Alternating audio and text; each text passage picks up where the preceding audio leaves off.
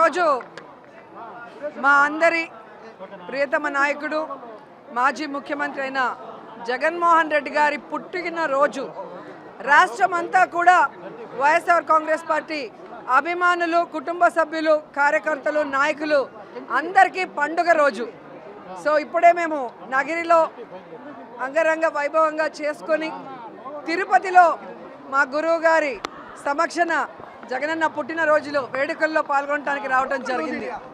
నిజంగా చాలా హ్యాపీగా ఉంది.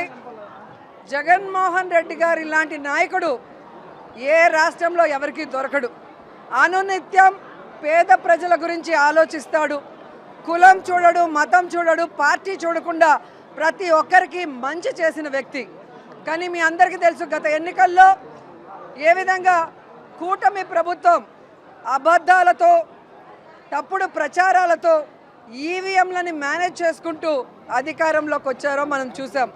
అందుకే ఈరోజు వాళ్ళు అధికారంలో ఉన్న ప్రజలు వాళ్ళని ఎవరిని పట్టించుకోవట్లేదు. ఎందుకంటే వాళ్ళెవరూ కూడా ప్రజలకి సంక్షేమాన్ని కూడా అభివృద్ధిని అందించే కార్యక్రమం చేయకపోవటం మనం గమనించాం. ఈరోజు ప్రతి ఒక్కరు కూడా మేము ఓట్లేసాం జగన్మోహన్ రెడ్డికి ఎక్కడికి వెళ్ళాయి అని బాధపడుతూ మళ్ళీ జగనన్న ముఖ్యమంత్రి అవ్వాలి, మా జీవితాలు బాగుపడాలని ఈరోజు ప్రజలందరూ కూడా స్వచ్ఛందంగా జగనన్న పుట్టినరోజు వేడుకలు ప్రతి పల్లెటూరులో కూడా, ప్రతి వార్డులో కూడా ఘనంగా జరుపుకోవడం మనం అందరం కూడా గమనిస్తున్నాం. ఈరోజు కూటమి ప్రభుత్వం అధికారంలోకి రావటానికి ముందు బాబు షూరిటీ, భవిష్యత్తుకు గ్యారంటీ అన్నాడు. కానీ అధికారంలోకి వచ్చాక బాబు షూరిటీ, బాదుడే బాదుడు గ్యారంటీ అన్నట్టుగా అయిపోయింది. చెప్పిన సూపర్ సిక్స్లు ఏమీ చేయలేదు. కొత్త సూపర్ సిక్స్లు తీసుకొచ్చారు. విద్యుత్ ఛార్జీలు పెంచారు, అలాగే రిజిస్ట్రేషన్ ఛార్జీలు పెంచారు, ఫ్రీ ఇసుక అంటూ 2 రెట్లు పెంచారు, నిత్యావసర వస్తువుల ధరలు పెంచారు. ఎక్కడ పడితే అక్కడ పుణ్యక్షేత్రాల్లో కూడా పబ్బులు పెట్టుకుంటూ, బెల్ట్ షాపులు తెరుచుకుంటూ ఈరోజు ఈ తిరుపతి పవిత్రతని గంగపాలు చేయాలన్న ప్రయత్నం చేస్తున్నారు.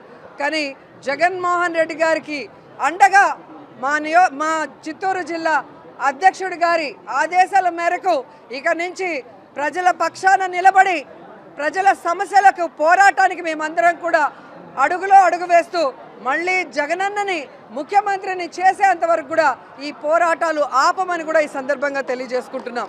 ఈరోజు ఎంత సిగ్గుచేటంటే రాష్ట్ర వ్యాప్తంగా జగన్మోహన్ రెడ్డి గారు ఫ్లెక్సీ పెట్టకూడదంట, కటౌట్ పెట్టకూడదంట, పోలీసుల్ని పెట్టి వాటిని చింపించడం, తప్పుడు కేసులు పెట్టించడం, బెదిరించడం చూస్తుంటే జగనన్నను చూస్తే భయం అనుకున్నాం. ఆయన కటౌట్ని చూస్తే కూడా కూటమి ప్రభుత్వానికి భయం అన్న విషయం ఈరోజు మాకు అర్థమైంది. ఈరోజు మాకు ఇన్ని సీట్లు ఉన్నాయి, అన్ని సీట్లు ఉన్నాయని చెప్పుకుంటున్నా లోపల భయం, ధైర్యం లేకుండా ఇలా అఫీషియల్స్ని పెట్టుకొని దౌర్జన్యం చేయడం చూస్తుంటే కూటమి ప్రభుత్వం మీద జాలేస్తుంది. వాళ్ళకి సూటిగా మేము హెచ్చరిస్తున్నాం. ఇక మీదట ఇలాంటి చేతగాని పనులు, నీతిమాలిన పనులు చేస్తే వదిలిపెట్టేది లేదు.